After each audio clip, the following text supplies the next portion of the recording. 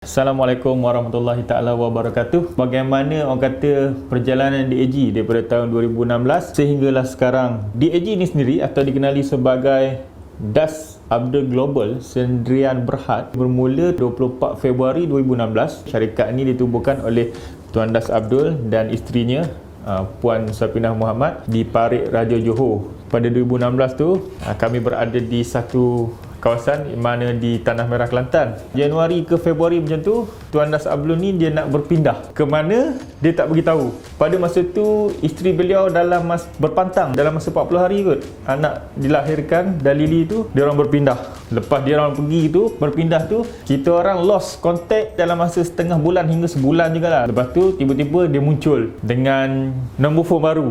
Dia beritahu sekian-sekian dia berada di Parit Raja dan sekarang ni dia cuba buat bisnes. Sebelum dengan DAG ni, permulaannya dia nak buat Das Abdul Fun House, permainan super duper. Dia nak buat dalam satu tengah-tengah tapak pasar malam ke uptown macam tu lah. Mereka ditipu dulu.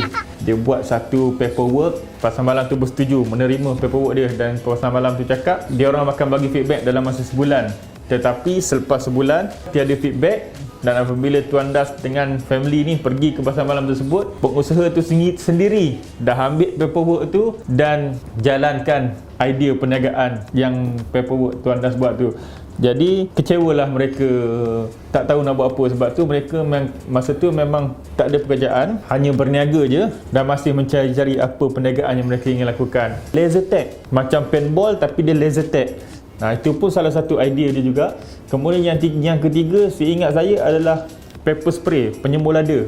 Big Daddy pepper spray macam tu lah. Dah ada produk, tapi Alhamdulillah tak berjaya. Sehinggalah dia berjumpa dengan Bantal. Dia kata dia bermula dengan apa yang ada di tangan, di mana dia mendengar satu video daripada mentor dia iaitu Datuk Dr. Haji Azizan Osman buat apa yang ada di tangan. Sebelum ni beliau adalah seorang, orang kata apa, manager resort. Jadi dia dah familiar dengan barang-barang hotel. Resort mereka menggunakan barang-barang hotel.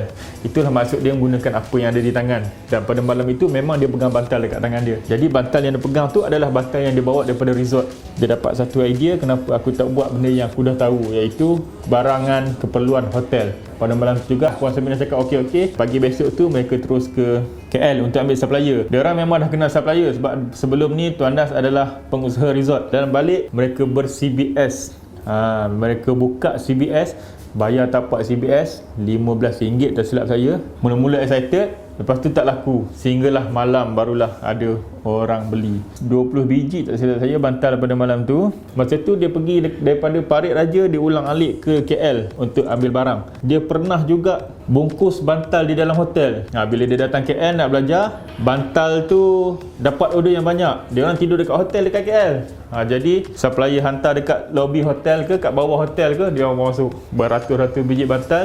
Puan Sapinah tak silap saya yang bungkus bantal-bantal tu. Okey, selepas dah CBS, dah ulang alik daripada Parit Raja KL, Parit Raja ke KL. Orang kata apa, perjalanan tu jauh, letih, mungkin makan masa yang lama. Jadi mereka sekeluarga ni ambil keputusan untuk cari rumah yang sekitar Lembah Kelang. Daripada kenalan dia suggest kepada Tuan Das dan family ni cuba tengok di Semenyih. Perpindahan daripada Parit Raja ke Semenyih disebabkan Semenyih ni tempatnya tidak terlalu sibuk, bukan kawasan jam, kos pun tak tinggi. Dia orang pindah ke Semenyih, sewa rumah di Semenyih, di mana pada awalnya sebiji rumah, Tuan Das dan satu family hanya duduk di bilik atas dan bawah penuh dengan bantal untuk dijadikan store. Pada masa tu dah start dengan sistem ejen. Rakan-rakan terdekat kita orang lah dulu yang menjadi ejen. Macam saya di Tanah Merah. Pada awalnya bantal DAG ni bukan macam sekarang ni, dah siap dengan logo, dengan siap ada apa, tak ada, kosong lagi. Selepas kosong barulah ada logo kecil tak silap saya, Das Abdul Global, kecil je hanya tulis.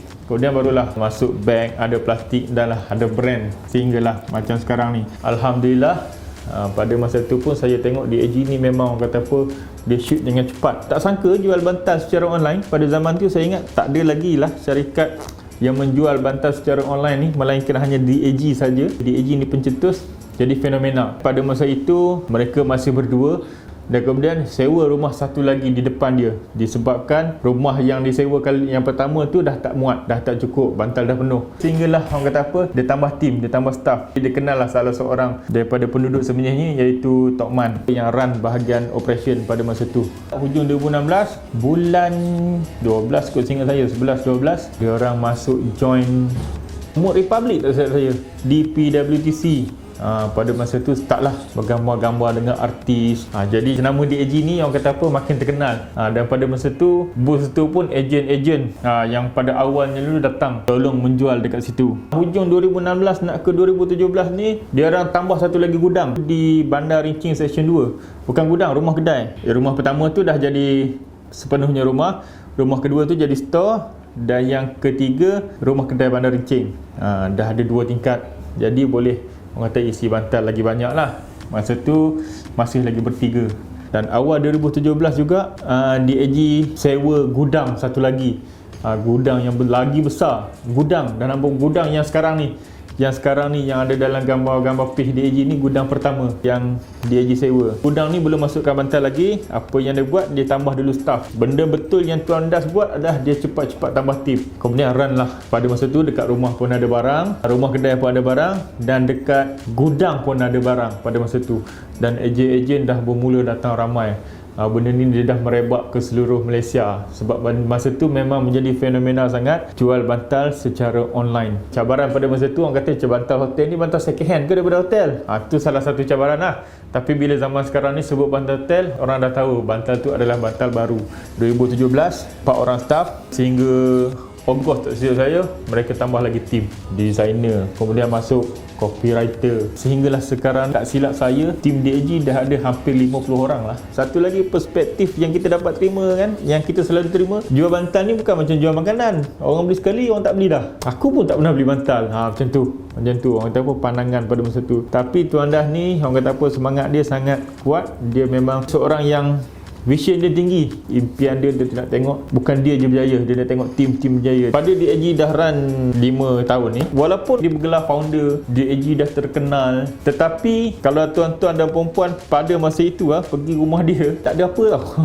Hanya ada meja IKEA yang 4 segi tu, yang kecil, yang biasa tu, TV, meja Tesco, dapur, tu je. Pada awal tu dia tak pentingkan dia tau. Dia pentingkan nak grow brand DAG dulu. Dan dia pun tidak beli apa-apa kereta lagi. Apa yang dia buat, dia beli dulu kereta kepada ejen-ejen dia. 2018 Velfire cabutan kepada ejen. Dia beli Velfire dulu kat ejen, baru dia beli Velfire kepada dia. 2019 Ford Ranger. 2020 Alza dan juga BRV. Barulah dia beli Mercedes kepada dia. Pada 2017 juga DAG dah mula ada billboard. Bermula dengan 10 billboard, 2018 tambah lagi, 2019 tambah lagi, lebih 70 billboard lah tak silap saya, dan berada di seluruh Malaysia. Jadi saya rasa itu sajalah daripada saya penceritaan bagaimana tertubuhnya DAG. Terima kasih. Assalamualaikum warahmatullahi wabarakatuh.